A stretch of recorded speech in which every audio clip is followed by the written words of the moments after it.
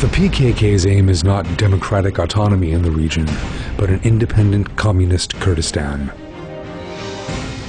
The deep states of the US and Europe have been dreaming of an independent Kurdistan in the Middle East for some 100 years. The state of which they dream will be a Marxist-Leninist, Stalinist dictatorship of the proletariat. In order for this plan to work, the Southeast needs to be split away from our country. The PKK, a communist terror organization, is a group used by these secret states for that purpose, to build a Red Kurdistan in the region. The plan is obvious. Autonomy will be created in the Southeast. That autonomous structure will split away from Turkey and turn into an independent communist state, including northern Iraq and northern Syria as well. That red state will swiftly be armed by all the countries of the world and become a communist dictatorship with a massive military capacity.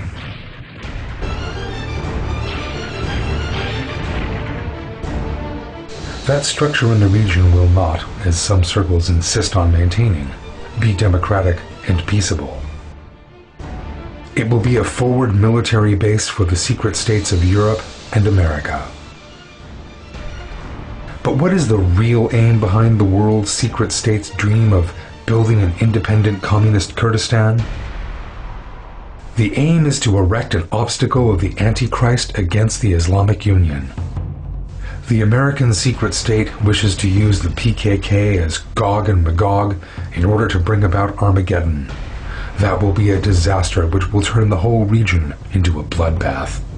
The plan behind a Red Kurdistan in the Middle East is both to weaken Turkey and thus to prevent the unification of the Turkish Islamic world.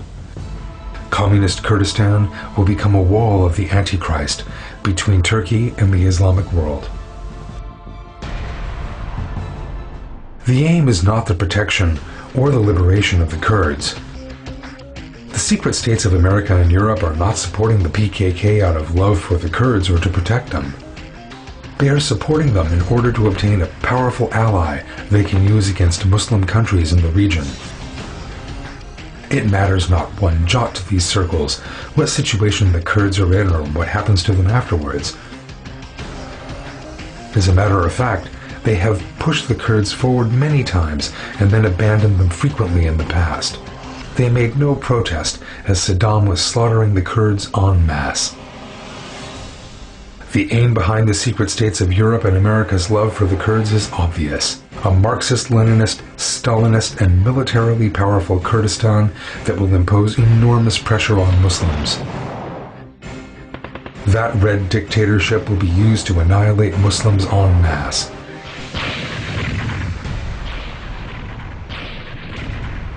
It is for that reason that it is absolutely essential to declare a national cultural mobilization against the PKK in order to prevent the Middle East from drowning in a red sea of blood.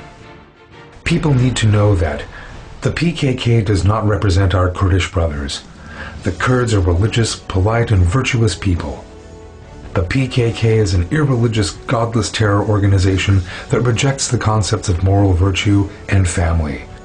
It is impossible for the immaculate and devout Kurdish people to line up behind the PKK.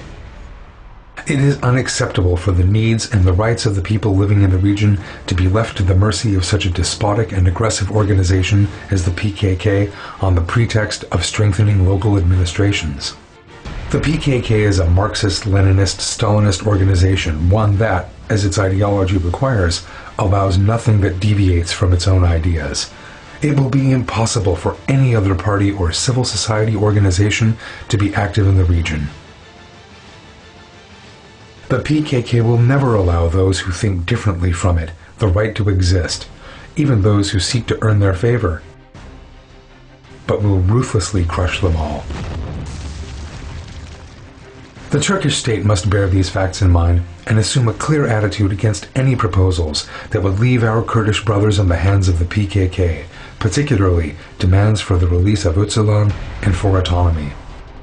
It is unacceptable for any person of good conscience to abandon the Kurds, who had been oppressed by the alleged Ergenekon organization for decades, to a repressive Marxist-Leninist, Stalinist regime.